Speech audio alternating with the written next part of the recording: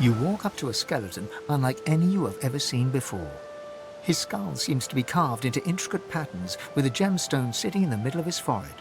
Approaching, you hear a profane rumble from the undead beast. Bugger. How on earth am I supposed to... Oh. Perhaps... Skeletal fingers reach down and grip the skin of the dead man's face, pulling sharply upwards. After a few more tugs at the man's cheeks, the skeleton relents, letting the head drop to the ground with a damp thud. Damnation! That stuck fast. I wonder, does the beard act as some form of anchor? Ah! No! Stay back! Don't...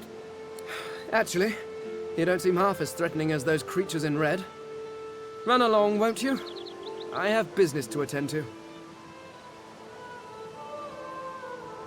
Why, its face, of course. What other use would I have for some rotting corpse? A face that seems rather stubbornly attached to his skull.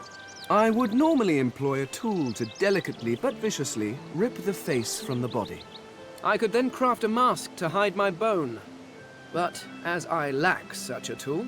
The skeleton grabs the corpse by the cheeks and pulls hard, grunting in frustration as the body's skin holds firm.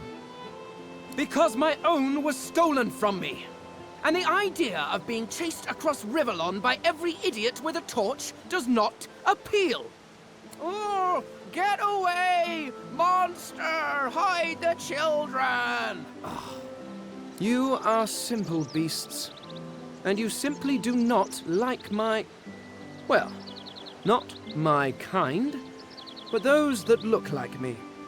So, if I am to traverse this land, I will need a mask to disguise my features.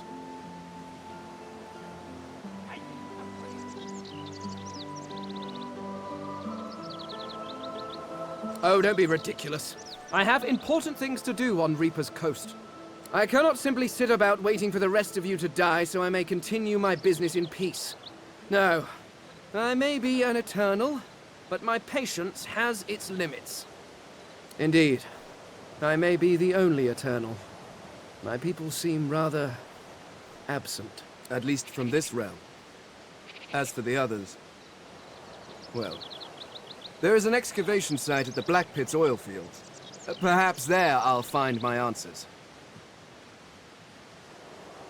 A cult? Hardly. We were a race that existed before the idea of race was needed. We were all one. I could ask you to imagine an Eternal as a creature of incredible intelligence and skill. But I fear the limits of your imagination would not do us justice. We studied the mysteries of the universe. We created works of great art. We disappeared.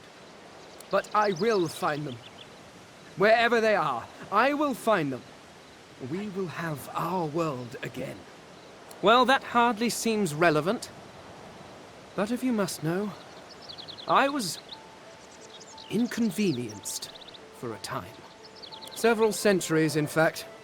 Or perhaps millennia. One tends to lose track.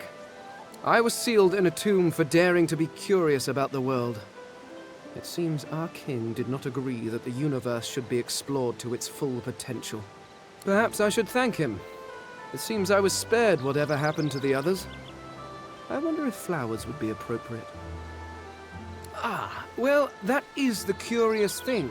They are clearly absent from this world, and yet they are everywhere. Every one of your races resembles them in some manner, and the statues you have built to your gods look remarkably familiar. Perhaps my people have ascended to some new realm. Or perhaps your gods are merely a folk memory. Regardless, they are not here. But I will find them, wherever they are. I will find them. I suppose, circumstances being what they are, it could be advantageous. You seem more at ease in this world than I. A guide would certainly be useful. Excellent.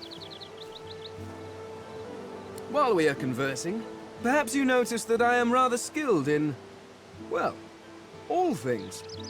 Of course, the arcane arts are my little speciality, but being a brilliant wizard does not mean I cannot handle blade or bow.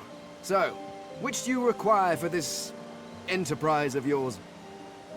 I could do that with one hand behind my spine. Now, shall we get on? Splendid. Although, it seems you already have quite a pack of traveling companions. Perhaps you should try discarding some grit before you help yourself to a pearl.